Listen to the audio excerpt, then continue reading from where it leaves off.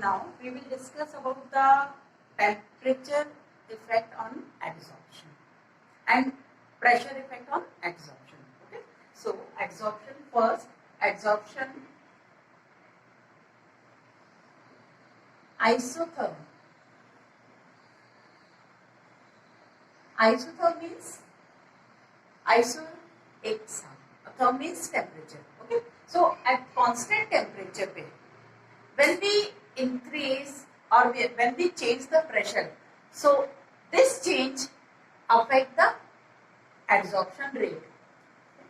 So for the gaseous only, okay, in case of gaseous substances, suppose this is adsorbent M, हमने उसका M amount लिया हुआ है A का, A क्या है, ये adsorbent है, and B a gas, this is adsorbate.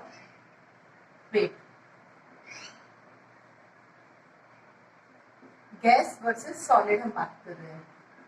Okay, gas और Freundlich gave a graph to show the adsorption of gas on solid surface. Okay, suppose m amount of adsorbent we have taken and x amount of gas would absorb on the surface of matter. Okay, so extent of adsorption is represented by x upon m, and we put pressure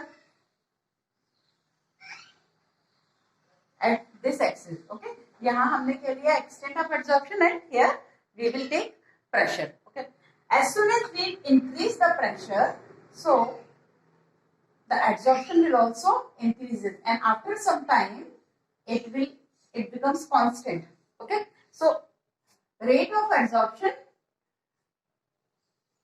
seems to be static, और ऐसा लगता है कि जैसे वो adsorption होना ही बंद हो गया है. क्यों? Because suppose we provide the gas at a particular pressure, suppose P, हमने किसी एक प्रेशर पे गैस को एब्जॉर्ब कराना शुरू किया, तो मैटर की सरफेस पे स्टार्टिंग में तो गैस एब्जॉर्ब होना शुरू हो गई. ओके, फिर after some time when the whole surface occupied by the gas B, and after this if we want to increase the pressure of gas, so there will be no change in the magnitude of adsorption. Why? Because simultaneously desorption will also occur.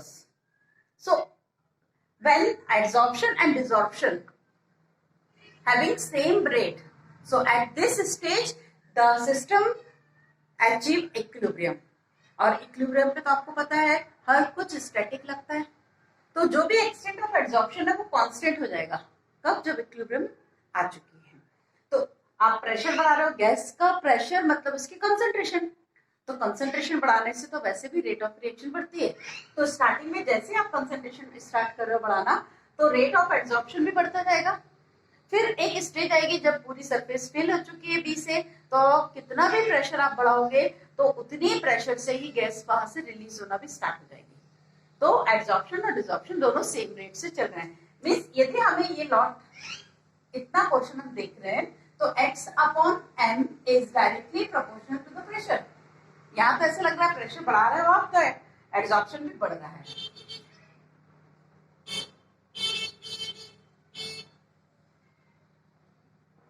Absorption बढ़ रहा है, लेकिन उसके बाद अब यहाँ क्या हो रहा है, यहाँ x अपॉन m हमको पता है ये प्रेशर पे इंडिपेंडेंट हो गया है, तो यहाँ पर इंडिपेंडेंसी नजर आ रही है. सो फ्रेंडलिक ने एक इक्वेशन दिया है, वो है x upon m is directly proportional to t 1 upon n. क्यों 1 upon n? Where n is greater than 1, n 1 से कोई भी ग्रेटर नंबर होगा. x upon m is equals to k p 1 upon m. ये उन्होंने इक्वेशन दी हुई है. इस इक्वेशन को हमने लीनियर इक्वेशन की तरह देखकर इसका लॉग लेंगे हम, फिर हम इसका एक ग्राफ प्लॉट करेंगे, तो हमें यदि लीनियर ग्राफ मिल रहा है इसका मतलब ये वैलिडिटी हमने इसकी चेक कर ली है. ओके, सो यहाँ पर क्या हो रहा है, इंडिपेंडेंसी हो रही है. तो हम मान सकते हैं कि प्रेशर को 0 तक जाना है। प्रेशर का किसी भी टर्म की पावर 0 मतलब 1, मतलब इंडिपेंडेंसी शो करेगा, प्रेशर को 0 जाना नहीं, सॉरी, इंडिपेंडेंसी होता प्रेशर हम दिखाना चाह रहे हैं, मतलब प्रेशर से कोई लेना देना नहीं उस कंडीशन में, आप कितना भी इंक्रीज कर लीजिए। तो इस फिगर को यहाँ तक इसकी पावर यदि 1 हम मान के ले चल सकते हैं, 1 ले रहे हैं, तो 1 से 0 तक पहुंचना है, मतलब हम 1 को डिवाइड करते जाएं, तो 1 को 1 से नहीं डिवाइड करेंगे, 1 से बड़े नंबर से डिवाइड करेंगे। So definitely we will put here n, and n is more than 1, so it approaches 0। Power क्या हो जाएगी, वो धीरे धीरे 0 अप्रोच करेगी, 0 नहीं होगी, 0 के पास चल जाएगी, क्योंकि 1 को आप डिवाइड करते जाओ। ठीक, तो इस तरह से फ्रेंडलिक एड्सॉर्प्शन आइसोथर्म है। ये specially for the physical adsorption की बात कर रहे थे। ठीक है, ये क्या हो रहा है, ये फिजिकल एड्सॉर्प्शन है। अब हम बात करते हैं केमिकल एड्सॉर्प्शन। सो केमिकल एड्सॉर्प्शन में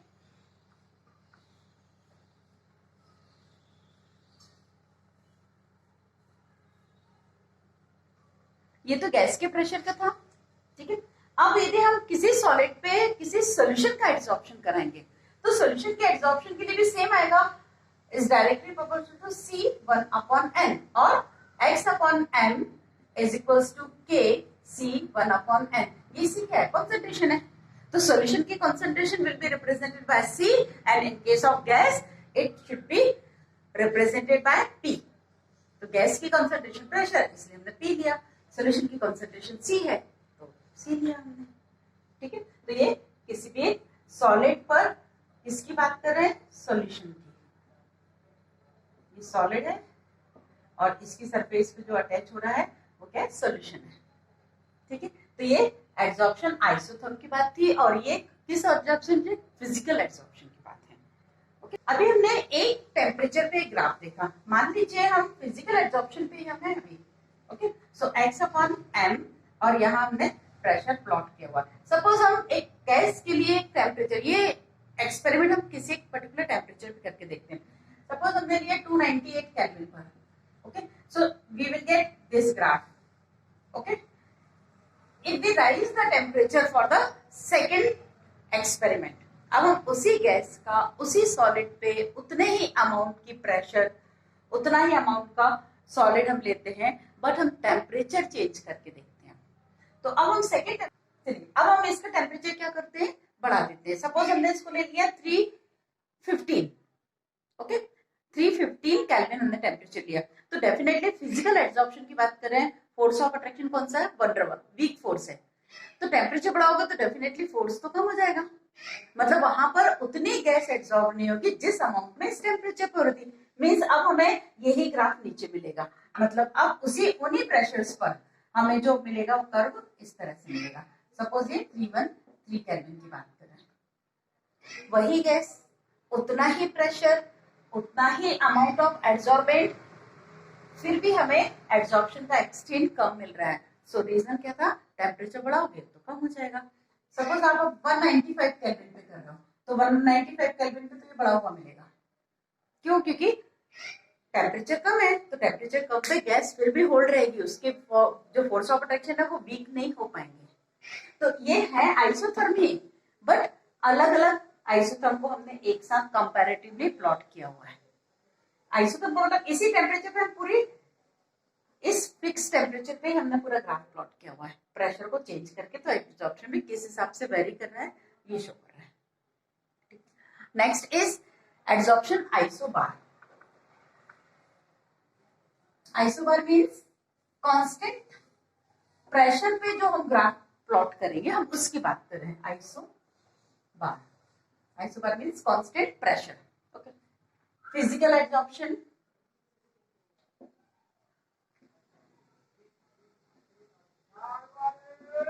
and here chemical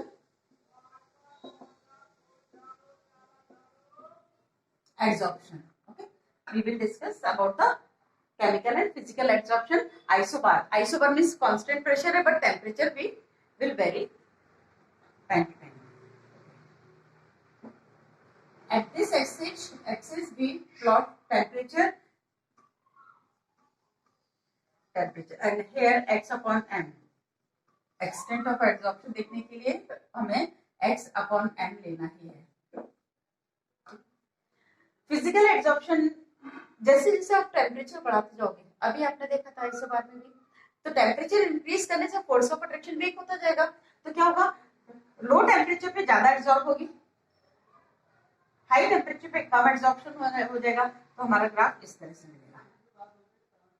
ठीक है, एब्जॉर्प्शन ग्रेजुअली डिक्रीज हो रहा है टेम्परेचर जैसे से आप इंक्रीज करेंगे। केमिकल एब्जॉर्प्शन, केमिकल एब्जॉर्प्शन में हमने डिस्कस किया था कि सरफेस पर एड्सॉर्बेंट एंड एड्सॉर्बेंट के सरफेस पर एक केमिकल रिएक्शन होती है, केमिकल चेंज होता है, न्यू कंपाउंड फॉर्म होता है।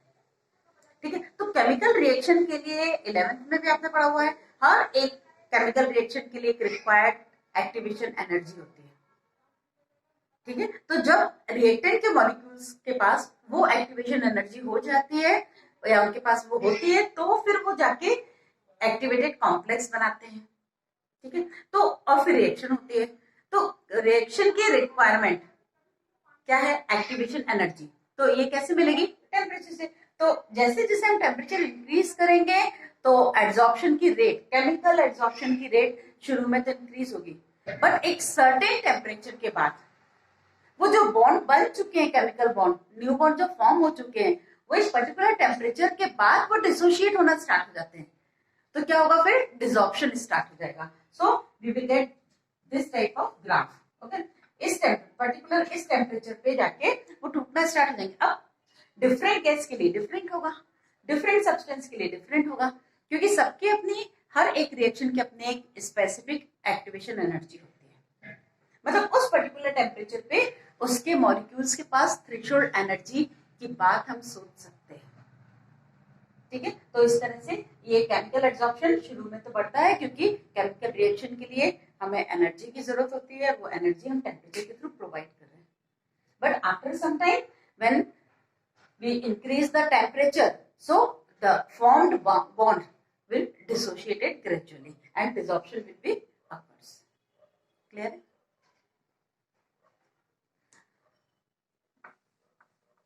Now next topic is application of adsorption.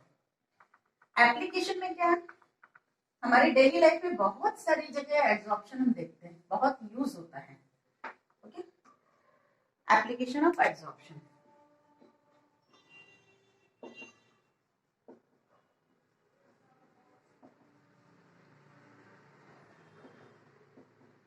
Application में बहुत सारे एप्लीकेशन है। फर्स्ट है to control humidity, silica gel या एल्यूमिनियम जेल, जो मैं ये सारे पॉइंट्स नहीं लिख रही हूँ, आपको एक्सप्लेन कर देती हूँ।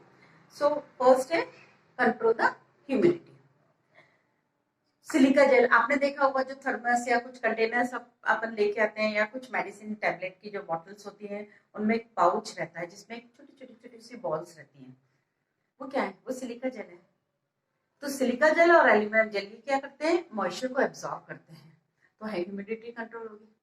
सेकेंड, ये वैक्यूम भी कंट्रोल क्रिएट कर सकते हैं। कैसे, जैसे मान लीजिए हमने किसी कंटेनर में, हमें सक्शन पंप के थ्रू हमने पूरा उसकी गैस बाहर निकाली, एयर पूरी बाहर निकाली, हम ये मान के चल रहे हैं कि उसमें वैक्यूम हो गया, लेकिन फिर भी यदि थोड़ा बहुत उसमें कुछ अमाउंट रह गया हो एयर का, तो वहां हम चारकोल रख देते हैं, तो वो एक्टिवेटेड चारकोल जो होता है वो उस एयर को भी एब्जॉर्ब कर लेगा, तो वहां हायर वैक्यूम क्रिएट हो जाएगा।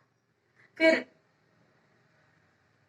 डिकलराइजेशन ऑफ सब्सटेंस, हमने एक एग्जांपल लिया था, शुगर सोल्यूशन, जो रॉ शुगर होती है वो येलोइश होती है, उसको हम डिसॉल्व कर लेते हैं, डिसॉल्व करने के बाद उसमें हम एनिमल चारकोल मिक्स करते हैं, छोड़ देते हैं कुछ देर के लिए, तो उसमें से कलरिंग सब्सटेंस वो चारकोल एब्जॉर्ब कर लेता है और हमें क्लीन सोल्यूशन मिलता है।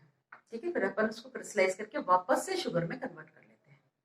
क्रोमेटोग्राफी, क्रोमेटोग्राफी में क्या होता है, जो क्रोमेटोग्राफी पेपर है उसमें सॉल्वेंट कंटेंट को लेते हुए ऊपर उसकी सरफेस पर ऊपर एब्जॉर्ब होता जाता है, तो ये सरफेस फिनोमेना तो है। पेपर क्रोमेटोग्राफी देख लो, कॉलम क्रोमेटोग्राफी देख लो, ये आपने 11th में पढ़े हुए हैं प्यूरिफिकेशन में।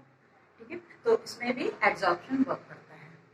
फिर कुछ मेडिसिन में कुछ मेडिसिन में एब्जॉर्प्शन क्या होता है, जो माइक्रो ऑर्गेनिज्म हमारे बॉडी में बैक्टीरिया वायरस वगैरह होते हैं, उनपे ये उनकी सरफेस पर, उनकी बॉडी पर कुछ मेडिसिन जाके उसमें स्टिक हो जाती हैं, एब्जॉर्ब हो जाती हैं और धीरे धीरे उन्हें खत्म कर देती हैं या उनकी ग्रोथ को स्टैटिक कर देती हैं। ठीक है, तो ये एब्जॉर्प्शन का ग्रोथ है। कई बार हम देखते हैं एब्जॉर्प्शन इन एनालिटिकल केमिस्ट्री, जैसे आप एल्यूमिनियम का टेस्ट करते हैं, एल्यूमिनियम के टेस्ट में एक लेक टेस्ट लगाते हैं जिसमें जिलेटिनस व्हाइट पीपीटी बनते हैं, उसमें ब्लू लिटमस आप मिक्स करते हो तो आप देखते हो ब्लू कलर फ्लोट करता है। क्यों फ्लोट कर रहा है? क्योंकि वो लिटमस जो है वो प्रेसिपिटेट की सरफेस पर एब्जॉर्ब हो गया। तो कहीं ना कहीं एनालिटिकली हमें कुछ फाइंड आउट करना है तो हम इस एब्जॉर्प्शन की थ्योरी पे बेस्ड हो जाते हैं। कैटलिस्ट कैसे वर्क करते हैं? जो सॉलिड कैटलिस्ट होते हैं उनकी अपनी सरफेस होती है, उनकी सरफेस पर सपोज हमने कैटलिस्ट रेट ऑफ रिएक्शन बढ़ा देते हैं। आपके सिलेबस से इस साल कैटालिसिस अलग हो चुका है, बट आप एब्जॉर्प्शन की तरह आप पढ़ सकते हैं। सपोज हमने एक कंटेनर लिया, उसमें ए एंड बी रिएक्शन कराना था जो कि ए बी बना रहे थे। ठीक है, ए और बी मिलके ए बी बना रहे थे। ये रिएक्टेंट है and A B is the product. Okay, यदि हमने कैटालिस्ट नहीं लिया तो उस कंटेनर में जब कभी ए और बी प्रॉपर ओरिएंटेशन से कोलाइड होते हैं, प्रॉपर एनर्जी से कोलाइड होंगे, तो जाके ए बी बनेगा। हमने अमाउंट थोड़ा सा लिया है, डेफिनेटली वो दूर दूर है, गैस के मॉलिक्यूल्स तो वैसे भी दूर होते हैं। तो जब कभी वो कोलाइड होंगे, कोलिजन में भी शर्त होती है कि वो एक स्पेसिफिक डायरेक्शन में कोलाइड हो, उनका अपना एक स्पेसिफिक एनर्जी होना चाहिए, तब वो फ्रूटफुल रिजल्ट देंगे, तब वो ये बनाएंगे, है ना। तो यहाँ क्या होगा, अब हमने यदि कैटालिस्ट लिया तो कैटालिस्ट कैसे वर्क करेगा? वहां कैटालिस्ट अपनी सरफेस पर ए और बी दोनों को अपनी सरफेस पे अट्रैक्ट करेगा और उस पर एब्जॉर्ब हो जाएंगे। मतलब पर यूनिट एरिया में जब कभी इस कंटेनर में ए और बी आते थे, मतलब पर यूनिट एरिया में ए और बी की कंसेंट्रेशन कम है, बट कैटालिस्ट का पीस रख देने से, इस कैटालिस्ट का पीस रख देने से ए और बी की कंसेंट्रेशन अब पर यूनिट एरिया में इंक्रीज हो जाएगी। तो डेफिनेटली कंसेंट्रेशन इंक्रीज हुई तो रेट ऑफ रिएक्शन बढ़ जाएगी। फिर वो आपस में रिएक्शन करते हैं, जब वो पास करते हैं वहां बॉन्ड बना रहे हैं हम लोग ने, ये टेम्परेरी बॉन्ड बनाते हैं, फिर वो आपस में एक खुद का भी बॉन्ड बना लेंगे ए और बी का, फिर बाद में डिटैच हो जाएंगे कैटालिस्ट की सरफेस से। ठीक है, तो इस तरह से क्या हो रहा है, कैटालिसिस में भी एब्जॉर्प्शन का रोल होता है। ठीक है, नोबल गैसेस या जो इनर्ट गैसेस हैं, नोबल गैसेस हैं, उनको उनके मिक्सचर में से उन्हें सेपरेट करना है। तो कैसे सेपरेट करेंगे? क्योंकि अभी तक अपन यदि मेटलर्जी या कुछ भी करते हैं तो उसमें किसी एक पर्टिकुलर एलिमेंट को निकालने के लिए कुछ केमिकल रिएक्शंस कराते हैं, फिर उसका कुछ फॉर्म मिलता है, फिर हम उसे वापस से डिटैच कर लेते हैं, है ना, वापस से उसे रिट्रीव कर लेते हैं, मतलब लंबी प्रोसेस चलती है। लेकिन नोबल गैसेस जो होती है वो तो रिएक्शन ही नहीं करती जनरली, तो उनके मिक्सचर, हीलियम नियॉन आर्गन का मिक्सचर, उसमें से हमें इन्हें अलग करना है। तो कैसे करेंगे? तो जिस कंटेनर में मिक्सचर रखा हुआ है उसमें हम कोकोनट चारकोल या एक एक्टिवेटेड चारकोल का पीस रख देते हैं। तो अलग अलग गैस के एब्जॉर्ब होने का मैग्नीट्यूड अलग अलग होता है। ठीक है, तो वो उसमें एब्जॉर्ब हो जाएगी स्पेसिफिक गैस, हम उसका जिस पे एब्जॉर्प्शन ज्यादा होगा वही वाला चारकोल तो लेंगे। चारकोल तो बहुत सारे होते हैं, वुड चारकोल होता है, एनिमल चारकोल होता है, कोकोनट चारकोल होता है, शुगर चारकोल भी होता है। तो उस स्पेसिफिक जो गैस हमें चाहिए है उसके जिससे एफिनिटी ज्यादा होगी, हम वो चारकोल उसमें लेते हैं, तो एब्जॉर्ब हो जाएगी, उसे निकाल लेंगे उस पीस को, फिर उस चारकोल को दूसरे कंटेनर में लेके टेम्परेचर प्रोवाइड करेंगे तो उसमें से डिसॉर्प्शन हो जाएगा, लोग हमारी गैस वापस मिल गई हमें सेपरेट होके। तो ये नोबल गैसेस वगैरह को सेपरेट करने के काम भी एब्जॉर्प्शन के थ्योरी पर बेस्ड है। ठीक है, तो इस तरह से एप्लीकेशंस है। Next topic is collides.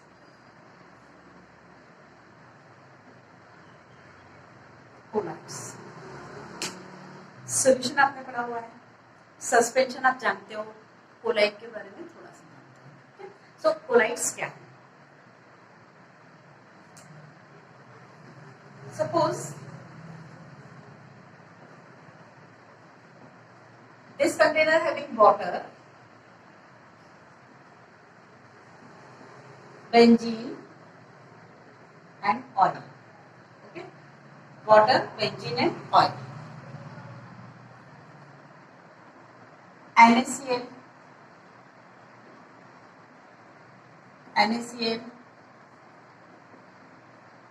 NaCl. when you mix 1 spoon of NaCl in each container, after some time you will observe that this solution is crystal clear or totally transparent. इस solution को आप transparent देख पा रहे हैं, बिल्कुल transparent. पहले spoon में जो NaCl लिया हुआ था वो आपको दिख रहा था, लेकिन जैसे आपने उसे वाटर में मिक्स किया और उसे स्टर किया तो आपको एक ट्रांसपेरेंट सोल्यूशन मिला। ठीक है, वो जो सब्सटेंस है वो क्या है, ट्रांसपेरेंट है। अब आपको NaCl के पार्टिकल्स नहीं दिखेंगे इसमें, इसका अपीयरेंस थोड़ा सा ट्रांसल्यूसेंट हो जाएगा, मीन्स जैसे ये कह सकते हैं हेजी हो जाएगा, मीन्स आपको उस सोल्यूशन के उस पार का नहीं दिखेगा, ट्रांसपेरेंसी कम हो जाएगी, बिल्कुल खत्म होगी नहीं। इसमें आपको पार्टिकल्स नहीं दिखेंगे, लेकिन पीछे की तरफ का उस तरफ की एक लाइट तो आपको दिख पा रही है, बाकी आपको चीजें क्लियर नहीं दिखेंगी। ठीक है, मतलब ये ट्रांसल्यूसेंट हो जाएगा। इसमें आप देखेंगे आपको पार्टिकल्स, NaCl के पार्टिकल्स दिख रहे हैं, वो डिसॉल्व नहीं हुए हैं बल्कि वो सेटल डाउन हो जाएंगे, क्योंकि आपने कुछ टाइम दिया हुआ था, उसे छोड़ दिया था तीनों सोल्यूशन को। तो इसमें क्या होगा, पार्टिकल्स सेटल हो जाएंगे। इसमें पार्टिकल्स नहीं दिख रहे हैं, पार्टिकल्स आपको नेक्ड आई से नहीं दिखेंगे, बट सोल्यूशन की ट्रांसपेरेंसी भी तो खत्म हो गई है। ठीक है, तो इन तीनों में हम एक नाम दे सकते हैं, दिस इज ट्रू सोल्यूशन। ये क्या है, ट्रू सोल्यूशन है। ये कोलाइडल सोल्यूशन या कोलाइडल ही कहिए, कोलाइडल है। और दिस इज सस्पेंशन। आप तीनों में डिफरेंस देखिए, हमने एक ही सब्सटेंस 3 अलग अलग मीडियम में मिक्स किया हुआ है।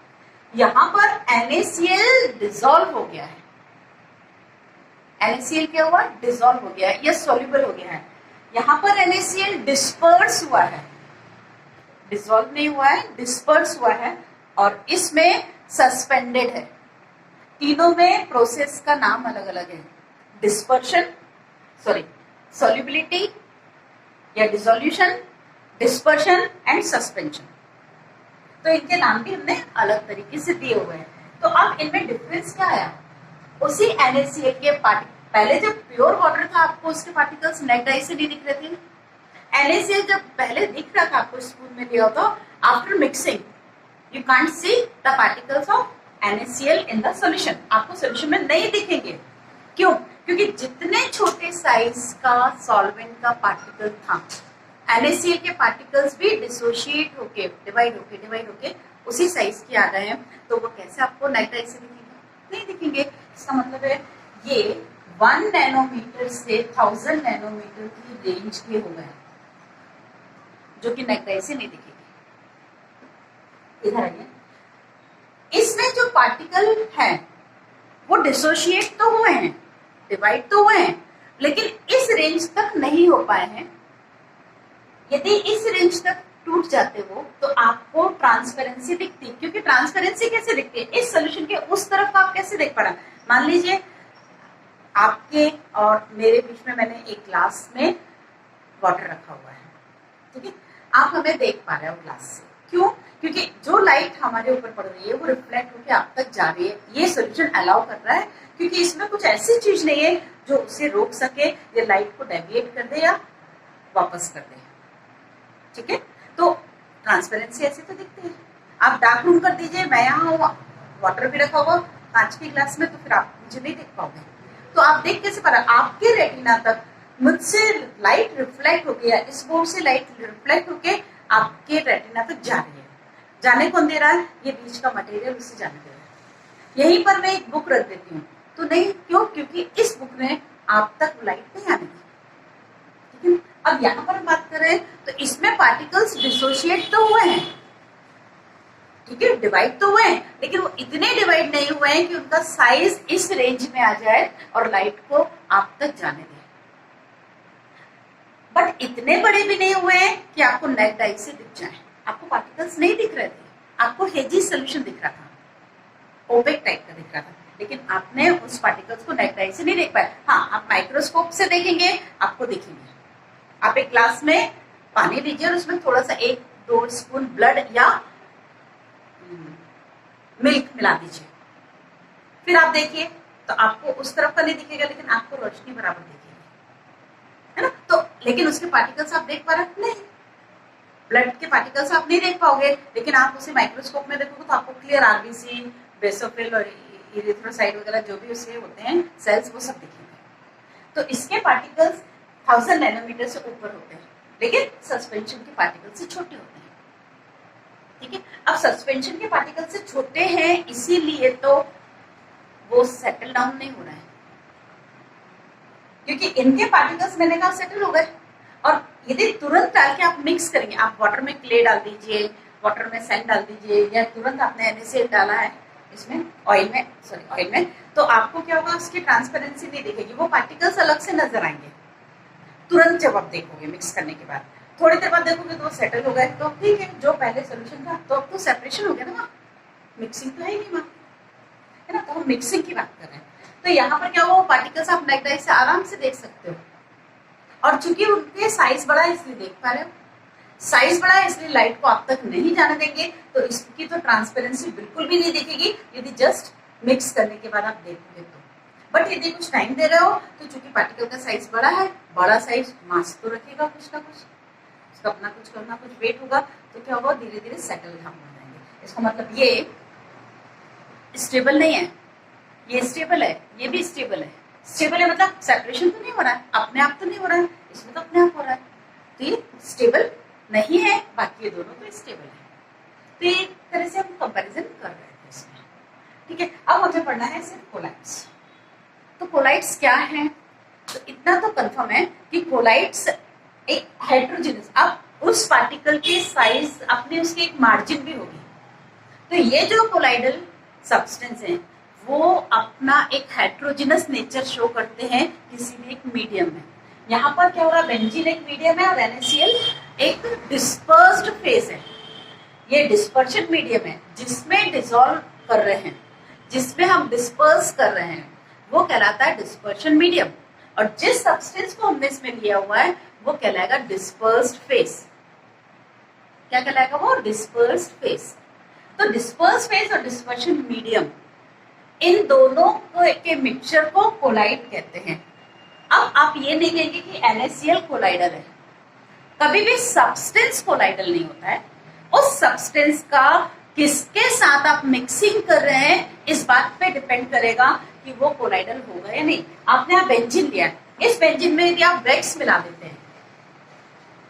देते हैं, तो वो क्या हो जाएगा, ट्रू सोल्यूशन बनेगा, क्योंकि बेंजीन में वैक्स सॉल्युबल है ना कि डिस्पर्स है। वाटर में वैक्स के ग्रेन्यूल्स आप डाल दीजिए तो वो क्या होंगे, वो तो मिक्स ही नहीं होंगे, बल्कि वो तो सस्पेंशन बन जाएंगे। तो किसी भी सब्सटेंस, यहाँ पर सब्सटेंस NaCl क्या है, क्रिस्टलाइज है, ये क्रिस्टलाइन है। तो क्रिस्टलाइन और कोलाइड दो तरह का नेचर होता है किसी भी सब्सटेंस का। सब्सटेंस का नेचर दो तरह का होता है, क्रिस्टलाइन और कोलाइड। वही NaCl इस केस में क्रिस्टलाइन कहलाने लगा, वही NaCl इस केस में कोलाइड कहलाने लगा। ठीक है, तो सब्सटेंस की स्टेज होती है कि वो किस स्टेज पर है, तो ये किस पे डिपेंड करेगा, किसके साथ आप मिक्स करने की कोशिश कर रहे हैं, इस पे डिपेंड करेगा। तो कोलाइड्स क्या हो गया, एक हेट्रोजेनस मिक्सचर हो गया जिसमें एक डिस्पर्स फेज, डिस्पर्शन मीडियम में, डिस्पर्स फेज बहुत छोटे छोटे टाइनी पार्टिकल्स होते हैं, डिस्पर्शन मीडियम में डिस्पर्स रहती है, ये है कोलाइड्स।